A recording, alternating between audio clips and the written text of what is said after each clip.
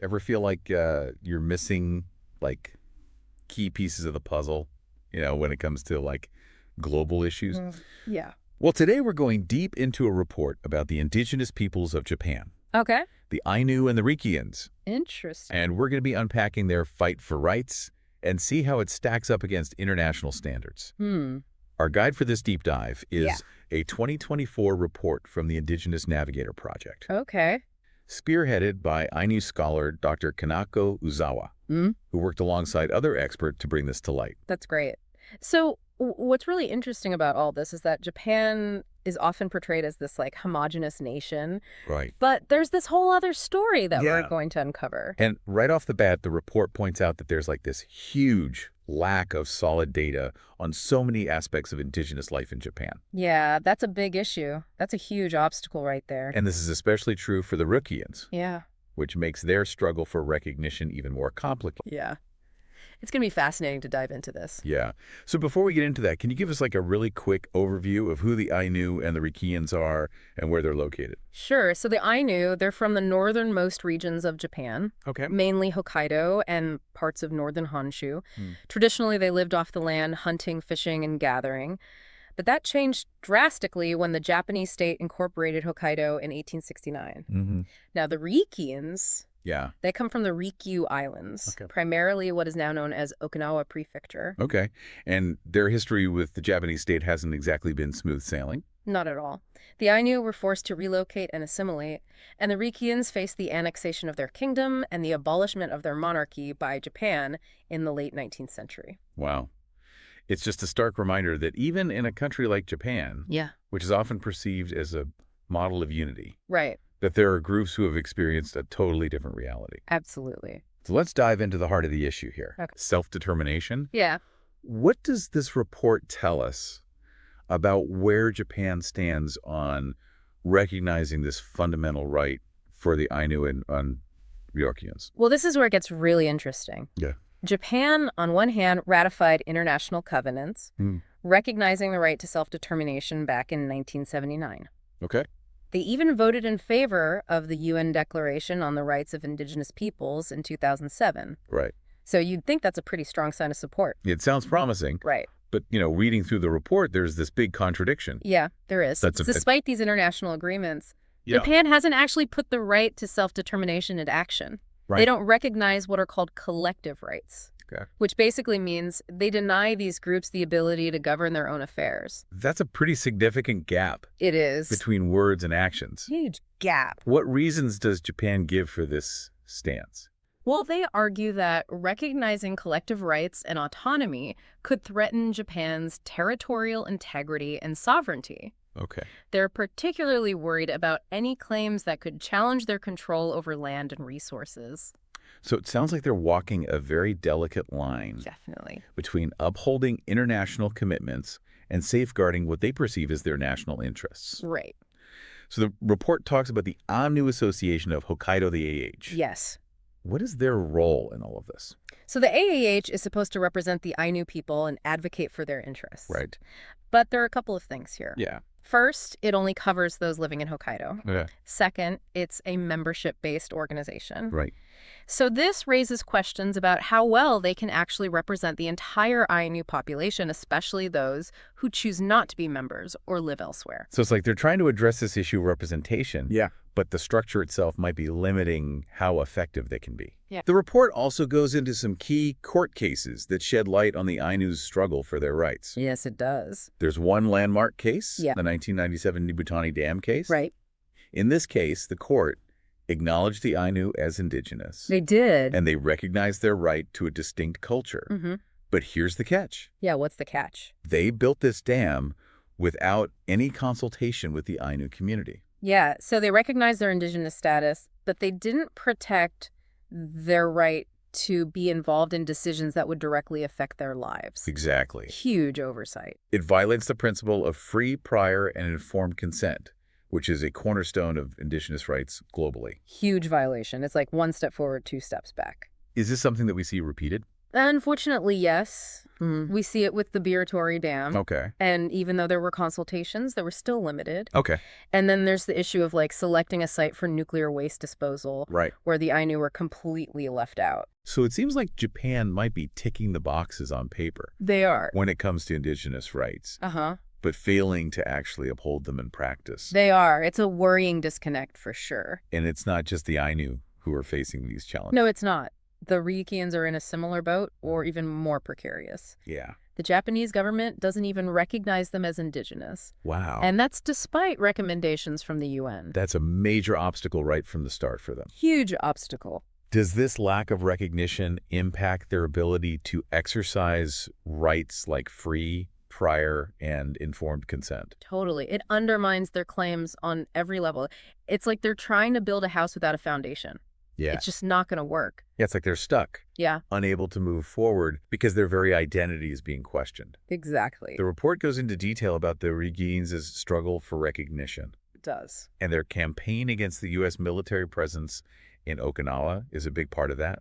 It sounds like a really tense situation. It is. For the Ryukyuans, the planned relocation of the U.S. military base from Futenama to Hanoko doesn't feel like a relocation at all. It's more like they're getting a brand new base forced upon them, Right. and they're understandably upset. So it's not just about a base being moved. It's about the Ryukyuans feeling like they have no say in what happens on their land. Exactly. They're being denied that fundamental right to self-determination. Right. And it goes beyond just the base itself. Yeah. The U.S. military presence takes up so much of Okinawa's land and airspace. Right. That directly impacts their ability to fish, to manage their resources, to simply live their lives. It must feel like this constant reminder that they lack control over their own destiny. He does. The report also talks about cultural integrity Yes. for both the Ainu and the Ryukyuans, and it's not just about being recognized. It's about preserving their languages, their cultural practices, their whole heritage. It's everything. What are some of the biggest challenges that they face in that regard? Well, both Ainu and Ryukyuan languages are considered critically endangered by UNESCO. Wow. While Japanese is the official language, Right. these indigenous languages have been pushed aside, treated as dialects or like fading relics of the past. Right. But the report does mention some efforts to bring these languages back to life. It does. What's being done, and is it enough? Well, there are some encouraging initiatives for the Ryukyuans. Okay. Their languages are still spoken by older generations, especially in rural areas.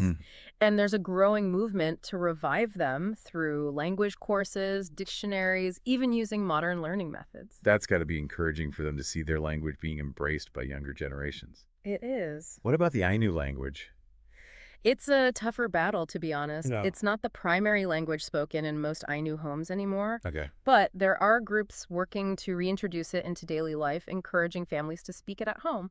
The government does offer some support through programs like the 9-Night Cultural Bearers Training Program, which trains young Ainu people to become cultural ambassadors. It sounds like every effort counts at this point. It really does. Losing a language is more than just losing words. Yeah. It's losing a whole way of thinking, a connection to your ancestors. Absolutely. And it's not just about language loss either. No. Cultural misappropriation and misrepresentation Yes. are huge problems further eroding their cultural integrity. Absolutely. Can you give some specific examples? Sure. Or the report talks about the Japanese air self-defense forces using designs that look a lot like traditional Ainu patterns. Right. It raises concerns about intellectual property rights and whether they're profiting off Ainu heritage without permission. Yeah. We see similar things happening with Ryukyuan culture, Wow. where their traditions are often turned into commodities or presented in ways that completely distort their true meaning. It's like their culture is being packaged and sold, stripped of its deeper significance. That's got to be incredibly frustrating for them. Incredibly. And speaking of exploitation, the report brings up the repatriation of sacred human remains and ceremonial objects. Yes. This is a topic that comes up a lot in indigenous rights discussions globally. All the time. What's the situation like in Japan?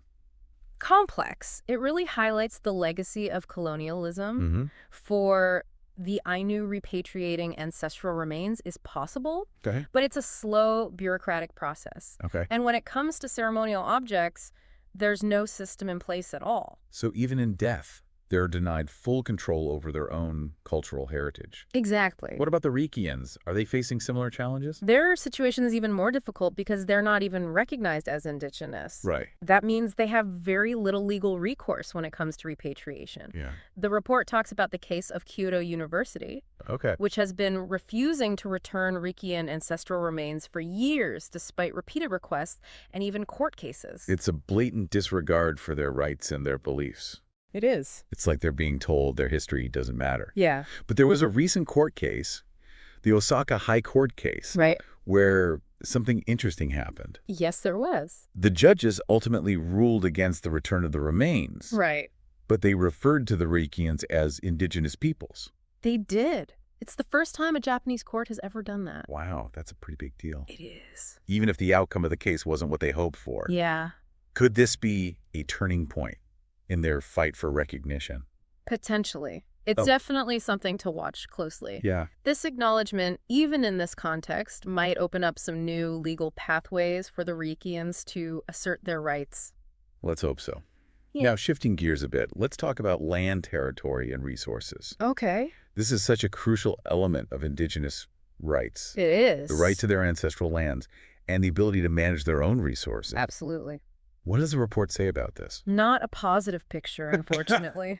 Japanese law doesn't recognize indigenous peoples' collective rights to land, territory, or resources. So that means there's no land in Hokkaido that's legally recognized as Ainu land, Correct. which leaves them vulnerable to development projects that encroach on their traditional territories. Exactly. The report specifically mentions the Mombetsu Waste Disposal Facility, Yes. which was built without Ainu consent. Yeah. It seems like history is repeating itself with decisions being made about their land without their involvement. It does. It's a clear violation of free, prior, and informed consent, Absolutely. and a reminder of the power imbalances at play. Yeah. And it's not limited to industrial development either. Right. The Shirtoko National Park was designated a UNESCO World Heritage Site, and it happened without consulting the Ainu, Wow. even though there were recommendations for them to be involved in its management.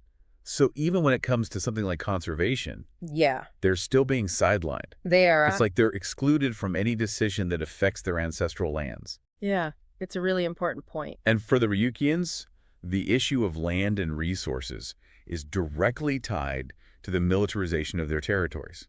Absolutely. We've talked about the U.S. military bases, Right. but it goes much deeper than that. Much deeper. The report talks about how much of Okinawa is occupied by the U.S. military, Yeah. their land, their airspace. It's huge. And this also affects their ability to fish in their own waters. Absolutely. It must be incredibly frustrating. It is. It sparks a lot of anger and resentment. Yeah. The Reikians have been very vocal in their opposition to this militarization, Okay. especially the ongoing campaign against the construction of the Hanoko base. The report goes into detail about that campaign. It does. It mentions that over 70% of Okinawans voted against the base in a referendum, They did. but the Japanese government is pushing ahead with it anyway. It really highlights the disconnect Yeah. between what the Reikians want, Yeah. self-determination, control over their own land, Right. and what the Japanese government prioritizes. Yeah. There are also protests against military training in the Yambaru Forest, which is a UNESCO World Heritage Site. Right. This forest is incredibly important to the Reikians, Yeah. both culturally and ecologically, Yeah. but it's being used for military exercises yeah. that threaten the ecosystem and disrespect their heritage.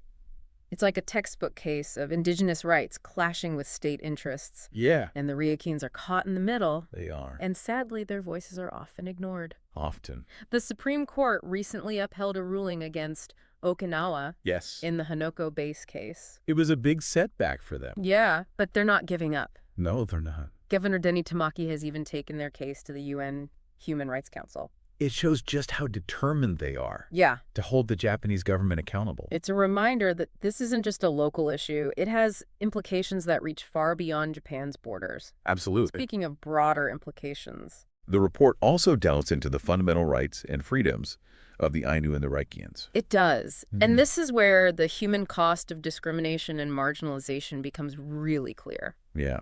It's Yeah. hard to find hard data on specific human rights violations. Right. But the report paints a picture of systemic discrimination, especially against the Ainu. Yeah. A very clear picture. It mentions Ainu children and parents facing bullying and prejudice It's heartbreaking. in schools, in the Yes. workplace, even Yeah. when it comes to marriage. Yeah. It's just heartbreaking to think that even in a society like Japan, Right. which is often seen as so modern and progressive, Yeah. that these deeply ingrained prejudices still exist. They do. It reminds us that progress on paper Yeah. doesn't always translate to real-life change. Real life change is much harder. And this discrimination isn't limited to face-to-face interactions. No, it's not. The report talks about an Ainu activist who was targeted with online slander after criticizing a politician's discriminatory remarks.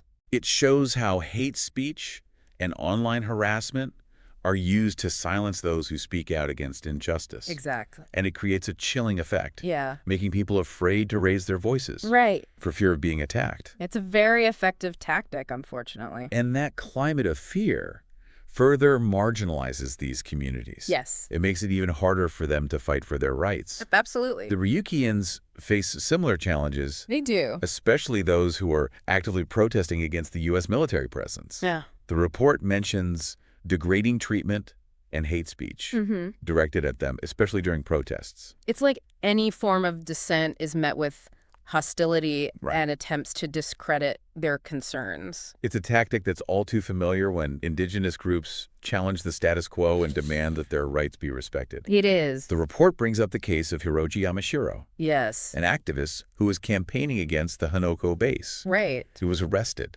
and detained under incredibly harsh conditions. Denied visitors kept in virtual solitary confinement. That's horrifying. It is. It's like they're being treated like criminals Yeah. simply for exercising their right to peaceful protest Exactly. and advocating for their own self-determination. It raises serious questions about the justice system. It does, Right. and whether it's truly fair and impartial Yeah. when it comes to Indigenous activists. It's a stark reminder that the fight for indigenous rights Yeah. often means going up against powerful forces, It does. and those who challenge the system Yeah. often face serious risks. Absolutely. And this is exactly why international solidarity and support are so crucial Yeah. for Indigenous peoples Yeah. who are facing these kinds of injustices. Mhm. They need allies who Mhm. can amplify their voices Right. and hold those in power accountable. Speaking of holding power accountable, Yeah? the report examines the issue of participation in justice Yeah. for the Ainu and the Ryukyuans. What are some of the key takeaways there? Well, it's a mixed bag. Okay. There's been some limited progress, but they still have a long way to go. The report talks about the Ainu Policy Promotion Act, which is supposed to allow the Ainu to participate in local decision-making. That sounds like a positive step, finally giving them a seat at the table. It does. But, reading through the report, it also mentions limitations. Yes, it to does. Black involvement. The decisions they can participate in are limited, That's things fair. like local community development. Okay. And it's not really clear how Ainu representatives are chosen for these processes, Right. which leaves it open to manipulation and exclusion. So it's like they're being given a voice, Yeah. but only in very specific and controlled circumstances. Exactly. It falls short of true self-determination, Right. where they have the right to make decisions about all aspects of their lives and their territories. What about the Ryukyuans? Sadly, they don't really have any similar avenues for participation. They're not recognized as Indigenous, Right. so they have no equivalent mechanism for involvement in decision-making.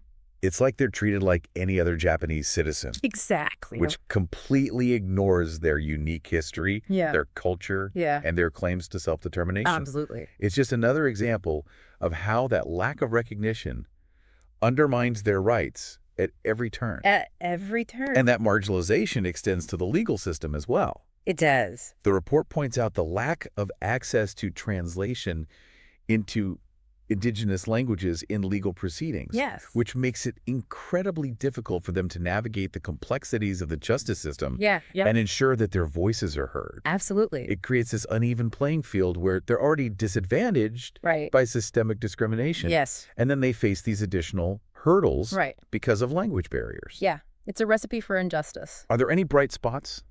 There are a few glimmers of hope. Okay. One is the ongoing Raparo Ainu Nation case. Okay. Where Ainu fishermen are claiming their indigenous right to collectively harvest salmon. Okay. If they win, it could set a precedent for recognizing collective rights based on customary law. Wow. And that could open the door to greater autonomy and control over their resources. That's huge. It is. It's not just about fishing rights. Right. It's about recognizing indigenous legal systems Right. and their inherent right to manage their traditional territories. The report also mentions the Urakawa ancestral remains repatriation case, Yes. where the court acknowledged Ainu customary law regarding the care for the dead. It's a small victory, Yeah. but it shows that the legal system can recognize and respect indigenous traditions. Yeah. It sets an important precedent that can be built upon in Nice. future cases. Yes. It also demonstrates the power of litigation as a tool for advancing indigenous rights Absolutely. and challenging discriminatory policies. It's a reminder that persistence and strategic legal action can chip away at systemic injustice Yeah. and create meaningful change. But these legal battles are just one part of a much larger struggle where recognition, Yes. self-determination, and Yeah. basic human dignity. Absolutely. And that's a struggle that deserves all of our attention and support. It does. Now, the last part of the report Yeah. takes a look at daily life Okay. for the Ainu and the Ryukyuans, Yeah. and it reveals the challenges they face in areas like food security, Yeah. education, Yes. health, Yeah. and employment. Right. It's a reminder that these aren't just abstract concepts. Yeah. We're talking about people's lived experiences. Exactly. And for many Ainu and Ryukyuans, Yeah. those lived experiences are shaped by poverty, discrimination, and limited opportunities. So let's dig into those lived experiences. Hmm. The report acknowledges there's not enough data on food security and poverty Right. among indigenous peoples in Japan, Yeah. but it does mention the Hokkaido Utari Fukushi Taisaku. Yes. This is a welfare program Mm-hmm. designed to improve the lives of the Ainu. Right. So how effective is it? Well, it's aimed at tackling some of the economic disparities, but it's not a perfect solution. Right? For one thing, it's not clear how much say the Ainu actually had Yeah. in developing this program. Okay. And, it's debatable whether it really gets to the root causes of the poverty. So it might be addressing the symptoms rather than the underlying issue. Exactly. The report also talks about Utari counselors Yes. who provide support and information to Ainu communities. They do. But it seems like they're facing their own struggles as well. They are. These counselors often find themselves in these really precarious job situations. Right. They lack the security and rights of other civil servants. So even within a program that's designed to help, Right. there are still systemic inequalities. Absolutely. Okay. The report also sheds light on the education system. Yes. It points out this lack of targeted support Yeah. for Ainu and Ryukyuan students. So while Japan is known for its high educational standards overall, both Ainu and Ryukyuan students have lower high school and university completion rates compared to the national average. And I imagine it's not just about academic ability. No, it's not. It's things like bullying, discrimination, Mhm. financial difficulties, Yeah. all these factors that can really impact a young person's education. Yeah, and limit their future prospects. Absolutely. It's a vicious cycle. It is. Educational disparities lead to fewer opportunities, which perpetuates the cycle of marginalization. Exactly. Now, there are a couple of primary schools Yeah. that have incorporated Ainu cultural content into their curricula, That's a good sign. but there's no real comprehensive support across the board. No, there isn't. And what's concerning is that there's no legislation recognizing their right to actually establish their own educational institutions. Wow. That takes away a lot of control Yeah. from these communities. And the report doesn't paint a very optimistic picture when it comes to health either, No. especially for the end. One of the biggest problems is just the lack of data. We don't have enough information on key health indicators for both groups, which makes it hard to really assess their needs and challenges. Oh, okay. However, there's anecdotal evidence that suggests higher suicide rates among the Ainu. And that's a serious red flag. It is. I can't help but think that this lack of recognition of Yeah. traditional health practices further complicates things. It does. The Japanese government doesn't recognize indigenous medical practices, Right. which means that traditional knowledge and approaches to healing are often sidelined. Right. It restricts their access to culturally appropriate healthcare Yeah. and undermines their cultural identity. So finally, the report touches on employment and occupation. Yes. finding that discrimination is still a major obstacle, It is a major obstacle. despite legal prohibitions. Despite legal prohibitions, Japan ratified the Abolition of Forced Labor Convention in 2022. Okay. But the reality is that many Ainus still face prejudice when applying for jobs and in the workplace. And for the Reikians, Right. their lack of recognition as indigenous Yes. means they have no specific legal protections against discrimination. That's right. So after this deep dive into the situation facing the Ainu and the Reikians, Yeah.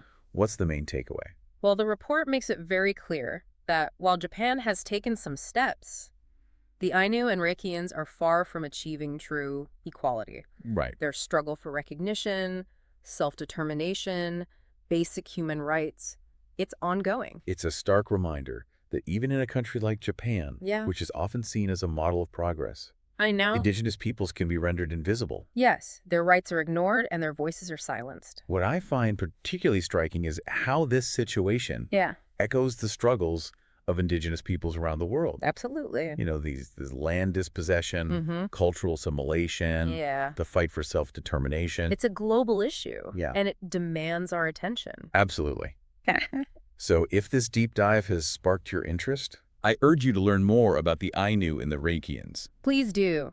There are tons of resources online, including the full report from the Indigenous Navigator project, and consider supporting organizations working to advance indigenous rights in Japan, Absolutely. like the Ainu Association of Hokkaido and various Ryukyuan activist groups. Remember, knowledge is power. It is. By understanding these issues and amplifying the voices of those fighting for justice, we can all contribute to a more just and equitable world for everyone. Couldn't agree more. Thank you for joining us on this deep dive. We'll be back soon with another exploration of a critical global issue.